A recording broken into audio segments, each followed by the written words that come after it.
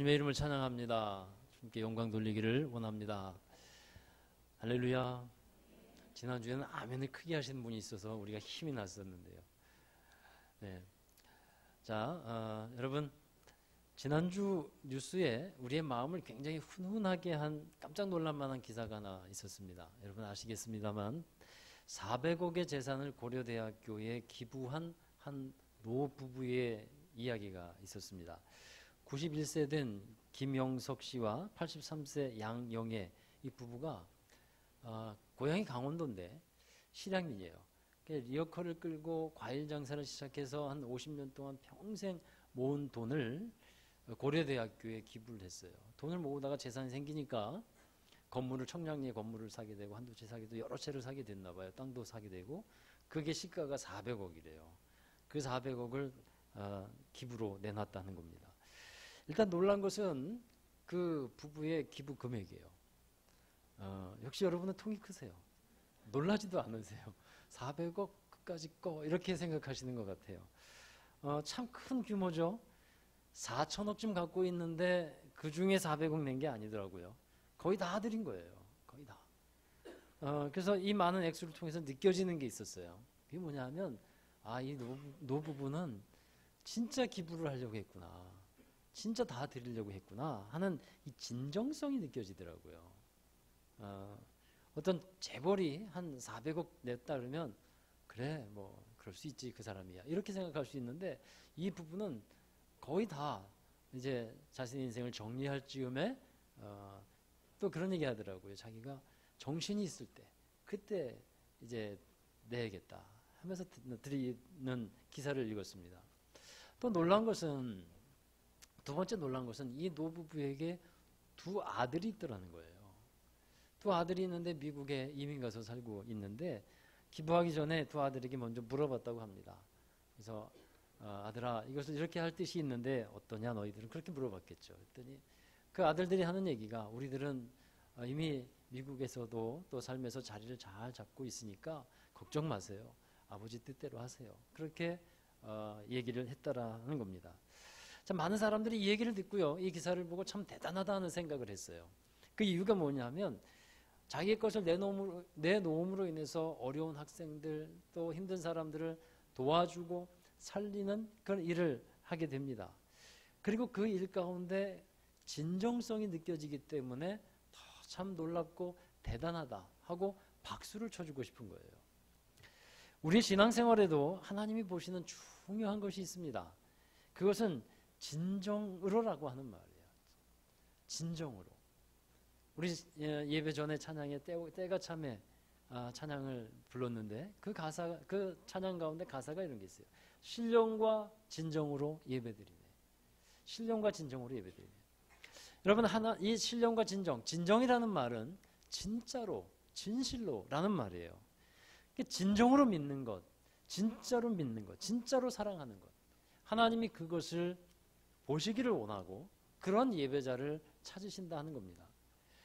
여러분 진짜를 만날 때는요 언제나 놀랍고 기분이 좋습니다.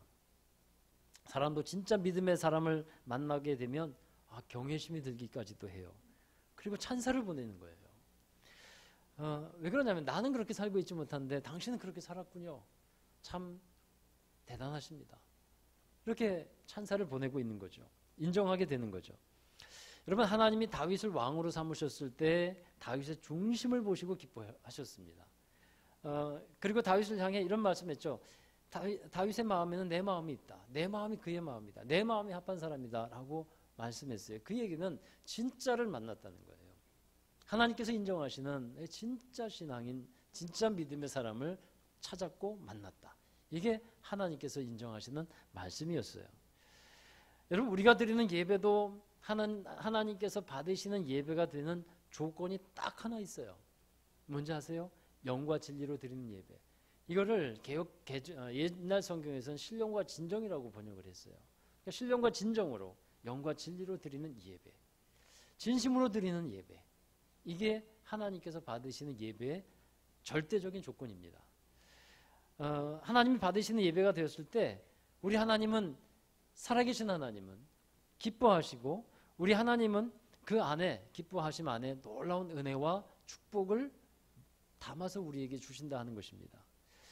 여러분, 사랑하는 사람과 사랑하지 않는 사람을 구별하는 법이 있어요. 뭐냐면 사랑하는 사람은요, 죽어도 아깝지 않아요. 무언가를 죽어도 아깝지 않은 게 사랑하는 사람이에요. 죽어도 또 주고 싶어요. 죽어도 더 주고 싶어요. 이게 사랑하는 사람에 대한 자세예요. 태도고 모습이에요. 근데 사랑하지 않는 사람은 어떤지 아세요? 죽어도 아까워요. 집에 가서 후회해요. 아유, 주지 말걸. 뭐 이렇게 후회해요. 이게 사랑하지 않는 사람들과의 관계예요. 그럼 우리 하나님과의 관계를 한번 생각해 보세요. 하나님이 우리를 보시고 기뻐하시면 죽어도 더 주고 싶어 하시고, 죽어 또 주고 싶어 하시고, 그게 우리 아버지 하나님의 성품이고 사랑인 줄로 믿습니다. 그래서 여러분, 우리는요, 하나님을 기쁘시게 하는 삶, 하나님이 기뻐하시는 삶을 살아가야 한다는 거예요. 우리가 진정으로 하나님이 기뻐하시는 예배를 드리며, 또 우리가 세상으로 가서는 하나님이 진정으로 기뻐하시는 삶을 살아갈 때, 그때 하나님의 기쁨이 우리 안에 있고, 또 그 안에 하나님의 은혜와 축복이 주어지게 된다는 사실입니다. 여러분, 오늘 말씀을 통해서 하나님이 받으시는 진정한 예배자는 진짜 어떠한 예배자인지 함께 나누어 보기를 원하는데, 오늘 말씀은 솔로몬이 이 다윗의 뒤를 이어서 왕이 된 후에 제일 먼저 드린 예배를 배경으로 하고 있어요. 솔로몬은 왕이 되고 나서 기브온 산당으로 갑니다. 그곳에는 회막이 있었어요. 그러니까 산당과 회막, 왜 산당, 어떤 이제 성경에 보면 산당을 철폐하는 일이 또 있어요. 우상을 철폐할 때 산당을 철폐하는. 그럼 그게 어떻게 된 일이냐면, 왜 그러면 지금은 또 산당에 가서 예배하냐면, 이 산당은 보통 산 위에 있습니다. 그래서 하이 플레이스라고 영어 성경에 되어 있는데, 지방에서 어떤 제의나 제사를 드리는 곳을 산당이라고 했어요. 근데 이제 하나님께서 모세에게 지으라고 명령했던 그 회막, 그 성막이 기브온 산당 안에 있었어요. 그리고 언약궤는 다윗이 다윗성으로 가져와서 들어와 있는 상태입니다. 근데 이제 기브온 산당에 회막이 있으니까 솔로몬이 그곳에 가서 하나님을 예배하게 됩니다. 이 부분에서 우리가 늘 마음에 새기고 있어야 할 부분이 하나 있어요. 그게 뭐냐면, 어떤 일을 새롭게 할 때 가장 먼저 시작해야 되는 게 뭐냐? 바로 예배를 하는 겁니다. 할렐루야. 예배가 시작이 돼야 돼요. 모든 일에 있어서 예배가 시작이 돼야 돼요. 예배를 통해서 하나님과 함께 하는 것을 우리는 간구해야 합니다. 여러분, 일상생활에서 우리가 시작이 되는 것을 여러분이 시행하고 있는 것이 하나 있습니다. 그게 뭐냐면, 식사할 때 먼저 기도하잖아요. 하나님께서 주신 것에 대해서 먼저 감사하면서 식사 기도하고 계시죠? 그러한 삶이 바로 예배자의 삶이에요. 먼저 하나님께 예배하고 모든 걸 시작하는 거예요. 어떤 사업을 시작할 때도, 또 이사를 가서도, 또 어떤 일을 맞이할 때도 먼저 하나님께 기도하고 예배하는 것, 그것이 우리의 하나님을 예배하는 자의 모습이 되어야 한다는 겁니다. 그런데 이 솔로몬이 드린 제사는 좀 특이한 점이 있어요. 특이한 게 뭐냐면 1000번제를 드렸다는 거예요. 솔로몬이 드린 1000번제는 1000마리의 소를 한꺼번에 드린 것을 말해요. 1000마리의 소를 한꺼번에 번제로 드린 게 1000번제예요. 그러니까 1000번 하는 횟수를 말하는 게 아니고 이 수량을 의미합니다. 제물의 숫자를 의미했어요. 지금 우리 교회에서도 이제 1000번제를 드리는 분들이 있어요. 이건 솔로몬이 드린 1000번제가 모티브가 되어서 1000번제 헌금을 드리게 되었을 건데, 그런데 그 형식이 좀 다르다는 것은 알고 가셔야 돼요. 솔로몬의 1000번제는 한꺼번에 한 번에 1000마리의 소를 드린 거고, 1000번제 헌금을 드리는 분들은 이걸 나눠서 1000번, 이게 번이 번제가 아니라 횟수예요. 그렇게 되어 있습니다. 그래서 어떤 분은 이 헌금이 우리나라에서 만들어진 것이다 라고 얘기하고, 또 안 좋은 쪽으로 얘기하는 분들도 있어요. 자, 여러분, 그 형식이 차이가 있고 좀 다르다고 해도 우리가 꼭 알고 있어야 하는 중요한 것이 있습니다. 이게 뭐냐면, 그래서 헌금을 드리고 예물을 드리는 그 사람의 중심 자세와 마음이에요. 사실 솔로몬이 드린 1000번제도 율법에 지켜야 된다고 명시된 것이 아니었어요. 율법에 어디 1000번제 드리라는 말씀이 있습니까? 없습니다. 번제는 드리라는 말씀이 있지만 1,000번제를 드리라는 말씀이 없어요. 그와 같이 우리가 1,000번 작정하고 또 비슷하게 우리가 1,000번 작정하고 드린다고 해도 그게 문제될 건 없어요. 그것이 잘못된 것이라고 비판하는 사람 있다면 그냥 놔두세요. 그건 문제될 게 없어요. 하나님을 향한 진실된 마음으로 드리는 예배라면 또 그러한 헌금이라면 그것은 문제될 것이 없습니다. 중요한 것은요, 우리가 하나님을 예배하며 헌금을 드리고 예배하는 자의 자세라는 거예요. 여러분 성경에 보면 또 예배의 형식에 대해서 말씀하는 구절이 있나요? 예배는 첫 번째 순서가 어떠하고 저쩌하고 이런 순서가 있나요? 구약의 제사법에는 그런 게 있지만 신약에 와서 예배를 드리는데 이게 뭐 열린 예배냐 아니면 전통적인 예배냐 아니면 어떤 다른 형식의 예배냐 이것에 대해서 성경에 기록하고 있는 게 있나요? 없습니다. 예배에 대해서는 딱 한 가지만 말씀했어요. 예배하는 자는 영과 진리로 예배할지니라. 그래서 형식이 사실 중요한 것은 형식이 없을 수는 없지만 그것이 전부는 아니라는 겁니다. 중요한 것은 예배든 헌금이든 예배를 그걸 드리는 자의 자세와 중심 마음이라는 거예요. 하나님이 기뻐하시도록 하나님이 받으실 만한 그러한 마음과 준비를 가지고 하나님께 드리는 것이 합당한 줄로 믿습니다. 자, 여러분 심지어 이 솔로몬의 중심을 받으셨고 솔로몬의 이 예배의 진정성을 하나님께서 받으신 건데 많은 것을 드렸기 때문에 하나님께서 그것을 받으시고 응답하신 것이 아니라는 거예요. 심지어 시편 51편에 보면 하나님께서 번제와 제사를 받으시지 않는다, 기뻐하시지 않는다라고 기록이 되어 있어요. 대신에 기뻐하시는 것이 뭐냐? 그 다음 구절에 보면 하나님께서 기뻐하시는 제사는 상한 심령의 제사다. 그러니까 진정성을 갖고 예배를 드려야 된다는 거예요. 여러분 선지자들이 얘기하는 것을 들어보십시오. 아무리 좋은 것을 가지고 와서 하나님께 예배한다고 해도 하나님을 경외하지도 않고 하나님을 존중하지도 않고 그렇게 드리는 예물을 하나님께서 받으시겠느냐? 선지자들이 그렇게 얘기하고 있는 거예요.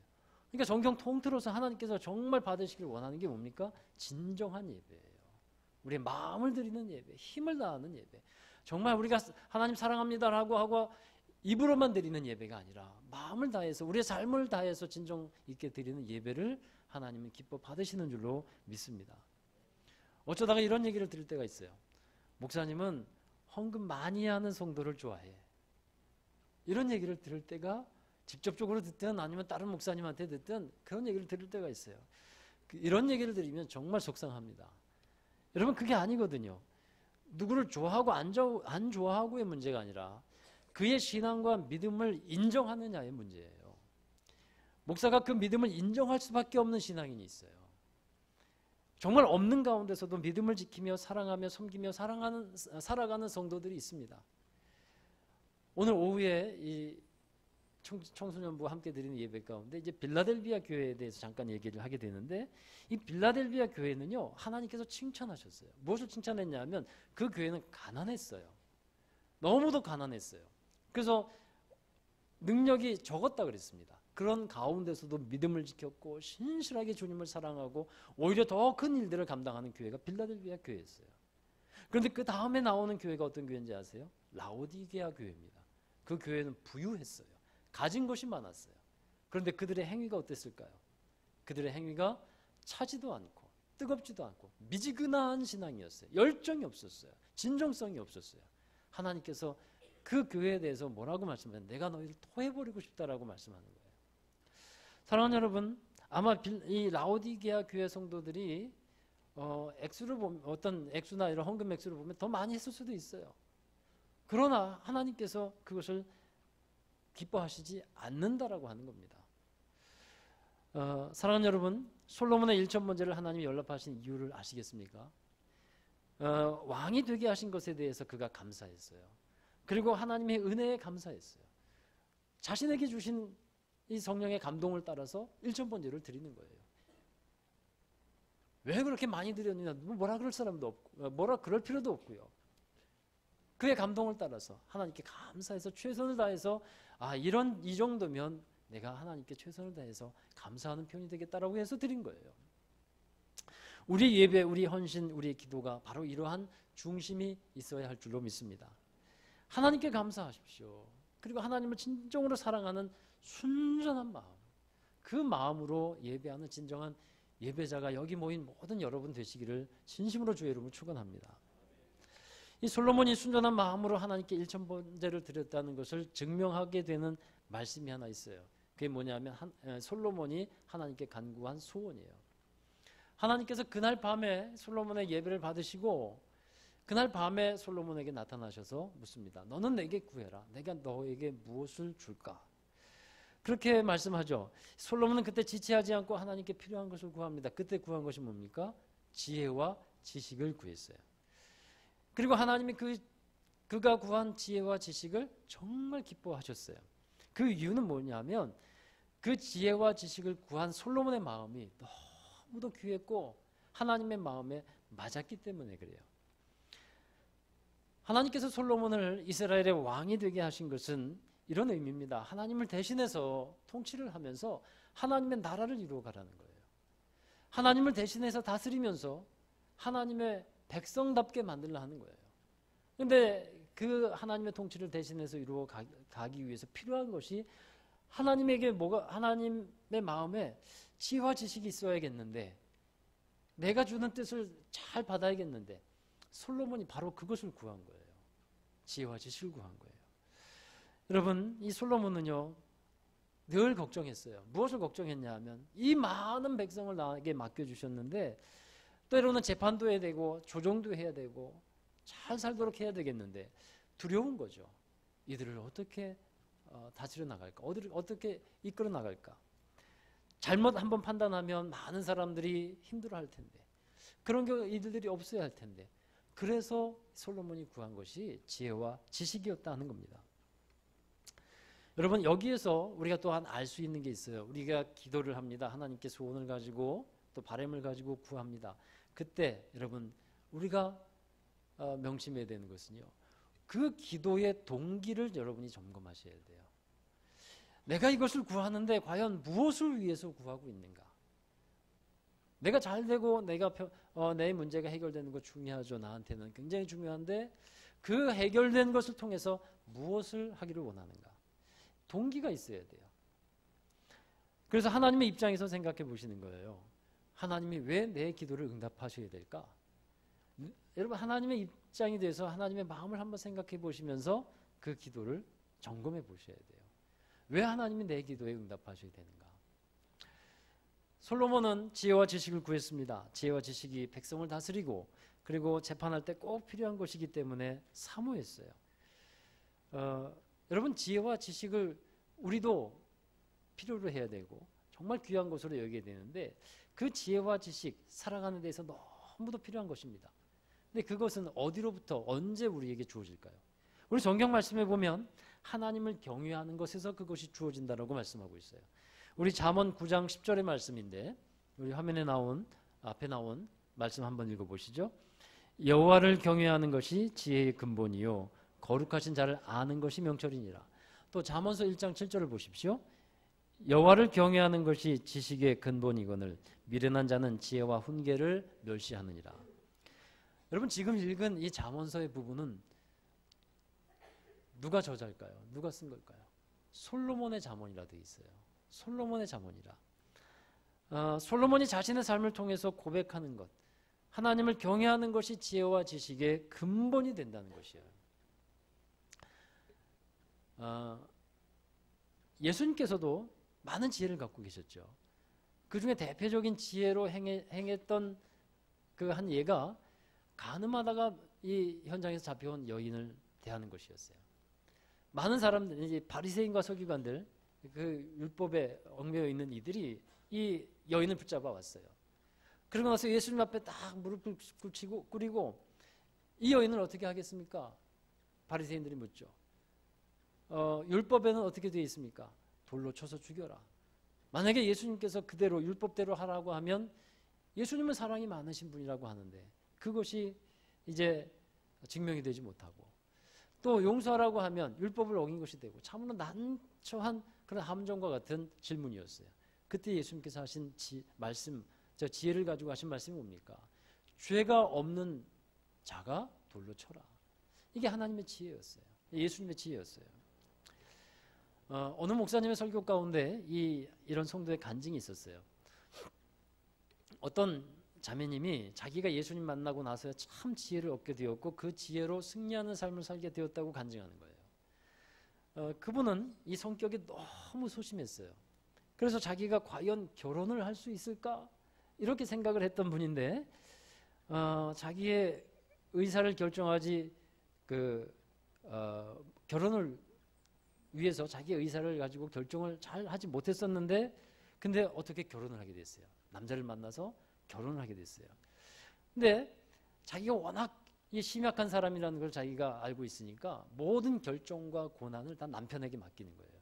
그래서 남편이 최고고 남편이 모든 것 하는 대로 나는 다 따라가겠다. 그렇게 맡기고서 결혼 생활을 하게 됐어요. 그녀의 남편도 자신만 믿으라고 큰 소리를 쳤습니다. 그래서 21년 동안 남편이 가정의 교주였대요. 이 여인의 고백이 남편이 가정의 교주였는데 그렇게 믿고 살았는데 시어머니를 모시면서 살았어요. 그런데도 불구하고 불평 하나 안 하고 열심히 살았고 다른 사람들이 부러워할 정도로 어쩜 그렇게 남편 잘 섬기면서 사냐 이렇게 인정받으면서 살았어요. 근데 어느 날 잘 나가던 남편의 회사가 부도가 났습니다. 그 충격으로 21년 동안 믿고 살았던 이 가족의 교주였던 남편이 나중에 연락할게 그리고 그 말만 남기고 도망가 버렸어요. 그러니까 교주에게 배신당하고 하루하루를 이제 지옥 같은 삶을 살아가는 겁니다. 오랜 시간이 지났는데 남편에게 연락이 왔어요. 연락이 와서 찾아갔는데 시골 어느 변두리에 있는 음식점에 골방에 숨어 있더라는 거예요. 왜냐하면 많이 이렇게 또 빚 때문에 이렇게 쫓아오는 사람들이 있어서 숨어 있는 거예요. 근데 그 집이 어떤 집이냐 하면 사업이 망하기 바로 직전에 점을 보러 갔던 집인데 그 집에는 무당이 되기 위해서 그 집에 점쟁이가 함께 기도하고 있더래요. 이 남편은 한사코 무당 말만 듣는 거예요. 이 점쟁이가 진짜 용하다. 이미 망했으면서도 점쟁이가 진짜 용하다. 그럼 이 점쟁이가 무당 된대. 조금만 기다려봐. 이렇게 기다리고 있는 거예요. 그래서 그런 남편을 보면서 허탈하기도 하고 교주였는데 그죠? 근데 그런 처지가 되어 있는 걸 보고 허탈하기도 하고 정말 자기 인생이 너무도 불쌍한 겁니다. 근데 이런 어려운 소식을 듣고 한 친구가 이 여인에게 자매에게 연락을 했어요. 이 친구는 하나님을 믿는 사람이에요. 그리고 함께 예수님을 믿자. 그리고 교회 나가자. 그리고 교회로 인도했습니다. 그리고 성경 공부를 시작하는데 처음에는 무슨 말인지 하나도 모르겠대요. 몇 번을 했는데도 무슨 말인지 하나도 알아듣고 깨닫지를 못했는데 한 번은 교회에서 전도 집회가 열리는 날이었어요. 목사님의 설교의 말씀을 듣고 있는데 마치 자기의 마음을 꿰뚫어 보면서 죄인이라고 하는 것 같아서 같이 이렇게 느껴졌대요. 그런 가운데 정말 나는 죄인 맞아. 나는 죄인 맞아. 이제까지 나는 인생의 목적도 없이 헛된 삶을 살았어. 그렇게 인정이 되더랍니다. 그때부터 마음이 열리기 시작했어요. 그리고 예수님을 믿고 구원받으라는 말에 벌떡 일어나서 나 예수님 믿겠다고 그리고 영접을 합니다. 그날 이후로 그 여인의 마음에는 기쁨이 가득 찼어요.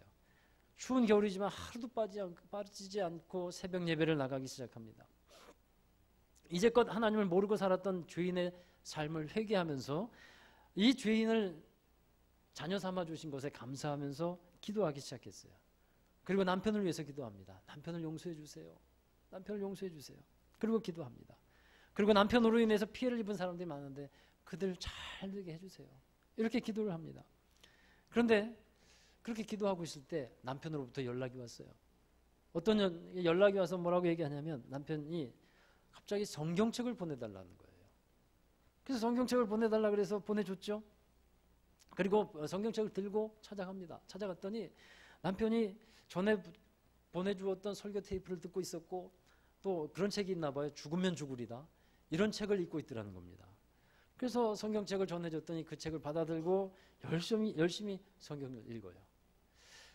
근데 남편이 이렇게 열심히 성경을 읽자 그 옆방에 살고 있었던 무당이 질세라 맞서서 마당에다 냉수 떠놓고 100일 기도를 작정하고 드리기 시작합니다.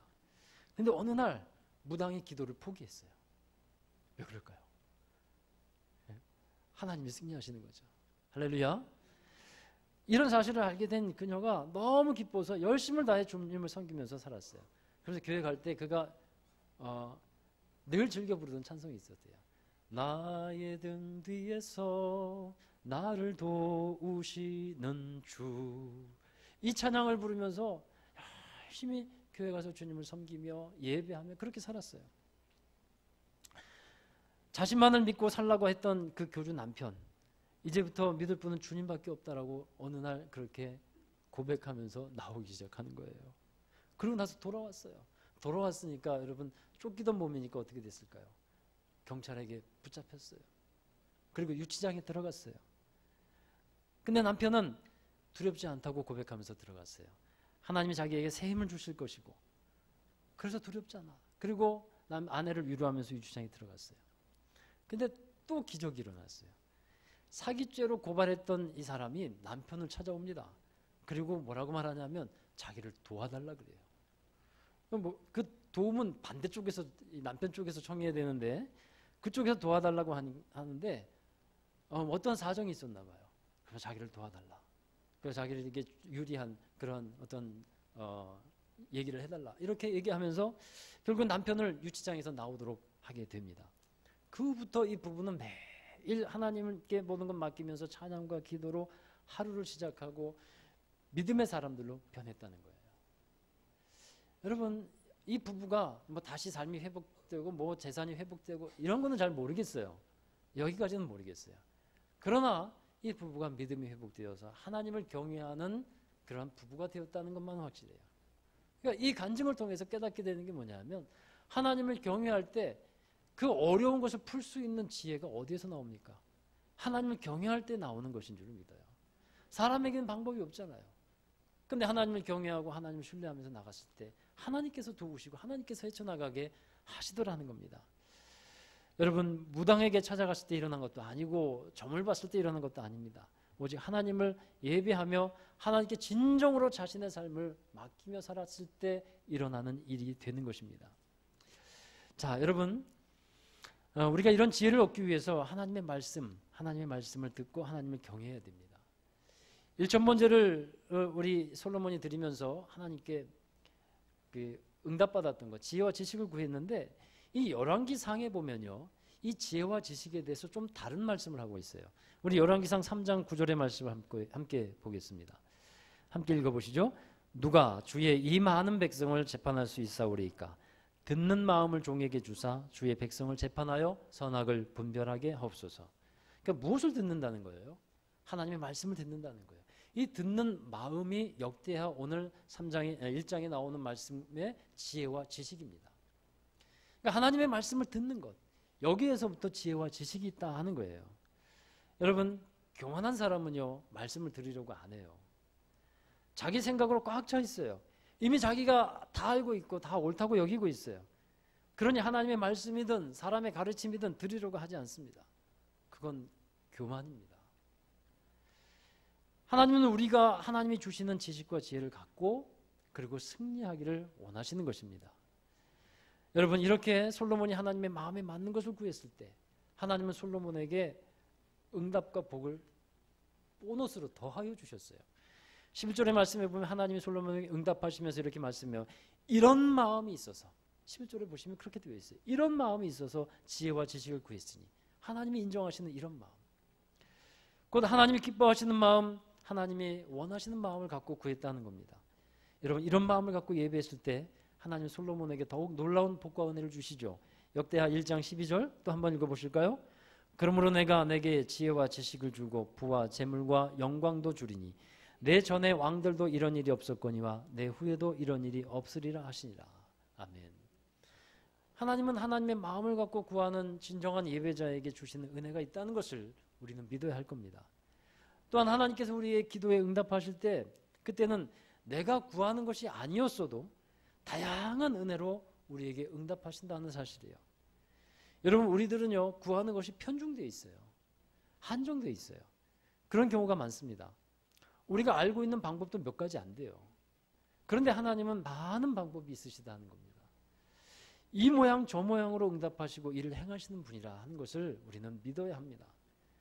우리가 하나님의 마음을 구하며 하나님을 예배할 때 하나님은 지혜와 지식을 주시고 하늘의 보고를 열으셔서 채우시고 응답하신다는 것을 믿어야 할 것입니다. 여러분, 우리가 여기서 할 일은요, 하나님을 신뢰하고 하나님을 진정으로 예배하는 겁니다. 하나님께 진정으로 감사하면서 하나님을 경외하는 겁니다. 그것이 우리가 해야 하는 몫이에요. 그럴 때 우리가 구하는 것 이상으로 채워주시고 우리가 알고 있는 방법 이상으로 하나님께서 역사하시는 그 하나님을 경험하게 될 것을 믿습니다. 또한 그렇게 살아가시는 여러분 되시기를 주의 이름으로 축원합니다. 기도하겠습니다. 하나님 감사합니다. 우리가 하나님이 원하는, 하나님이 기뻐하시는 것을 구하는 진정한 예배자가 되게 하여 주시고 하나님이 원하시는 것을 마음에 품고 살아가며 기쁨으로 모든 일들을 주님의 영광 위에 섬길 수 있도록 인도하여 주시옵소서. 하나님께서 영화롭게 되고 영광 받으시는 삶이 우리의 진정한 목적이 되게 하여 주시고 솔로몬에게 주셨던 것처럼 우리에게도 하나님 지혜와 지식을 주시고 그것이 하나님을 경외하는 것으로부터 나오며 하나님의 말씀을 듣는 것에서부터 이루어짐을 깨닫게 하여 주셨사오니 우리가 진정으로 온전한 믿음으로 더욱더 진정한 사랑하는 마음으로 주님을 예배하며 살아갈 수 있게 하여 주시옵소서. 모든 것 감사하며 예수 그리스도의 이름으로 기도하옵나이다. 아멘. 우리 함께 일어나셔서 파송과 결단의 찬양을 부릅니다. 우리 내 삶은 주의 것이란 찬양입니다. 언제는 낙헌제입니다. 기쁨으로 감사로 자원하면서 드리는 예물이 제사가 낙헌제입니다. 주님 내 길을 잘 아시고 내 걸음 아시네. 어둠에서 빛을 내시는 그분을 믿네. 무엇으로 주를 섬길지 어디로 가야 할지 헤매이는 나를 아시고 길을 여시네. 내 삶은 주의 것, 내 삶은 주의 것, 내 삶은 주의 것. 온전한 신뢰를 주께 드리네. 보이지 않아도 믿음으로 걷네. 주 영광 바라보며 주만 따르네.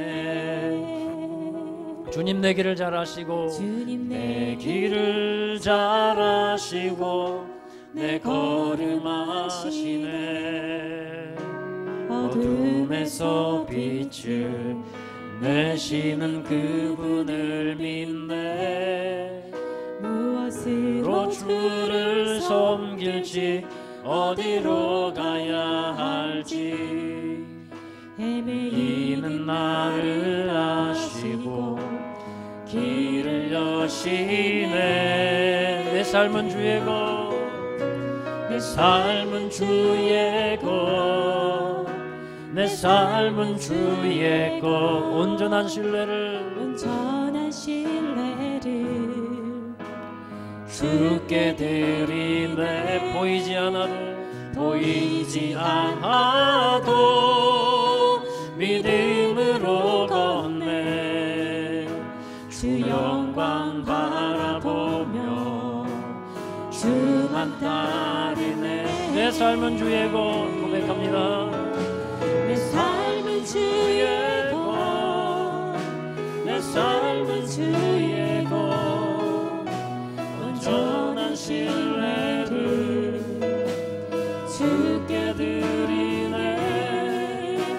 보이지 않아도 믿음으로 걷네. 주 영광 바라보며 주만 따르. 아멘. 내 삶은 주의 것. 한번 더 고백합니다. 내 삶은 주의 것, 내 삶은 주의 것. 온전한 신뢰를 주께 드리네. 보이지 않아도